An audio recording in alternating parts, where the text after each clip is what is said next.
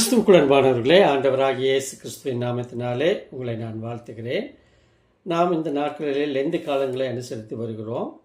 Lent காலங்களை அனுசரித்து வருகிற இந்த வேளையில் வேதத்தின் அடிப்படையிலே உபவாசத்தை குறித்து மிக முக்கியமான ஆவிக்குரிய காரியங்களை நாம் கற்றுக்கொண்டு வருகிறோம். அதன் அடிப்படையே உபவாசத்தை குறித்த 23வது செய்தி இன்றைய நாளின் செய்தி. இன்றைய நாளின் தியானத்திற்காக தெரிந்து கொள்ளப்பட்ட வேத பகுதி இது தானியேலின் புத்தகம் 6ஆம் அதிகாரம் 18ஆம் வசனம்.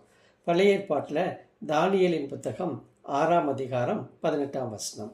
பின்பு ராஜா தன் அரண்மனைக்கு போய் முழுவதும் போஜனம் பண்ணாமலும் கீத வாக்கியம் முதலானவர்களை தனக்கு முன்பாக வரவிட்டாமலும் இருந்தான். அவனுக்கு நித்திரையும் வராமல் போயிற்று. இந்த பகுதி தரியு ராஜாவின் உபவாச ஜெபம்.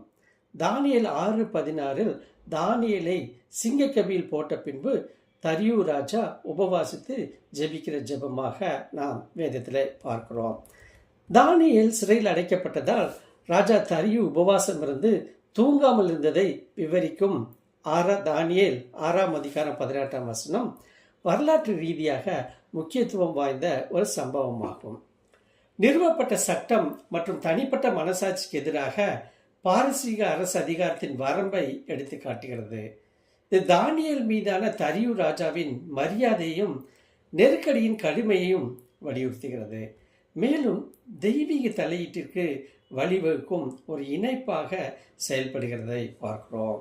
எனக்கு அன்பான தேவனுடைய பிள்ளைகளை, இந்த பகுதியின் மூலமாக மிக முக்கியமான ஆவிக்குரிய காரியங்களை நாம் கற்றுக்கொள்ள இருக்கிறோம். முதலாவதாக ராஜாவின் உதவியற்ற தன்மை மற்றும் அவருடைய மனசாட்சி.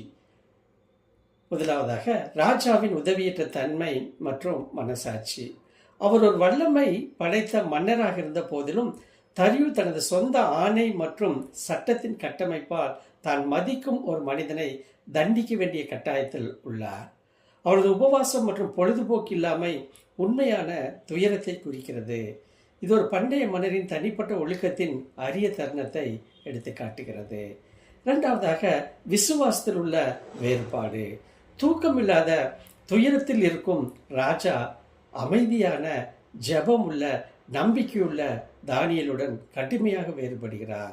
பூமிக்குரிய பதட்டமான சக்தியை விட கடவுள் மீதான விசுவாசத்தின் மேன்மையை வலியுறுத்துகிறதை நாம் பார்க்க முடியும்.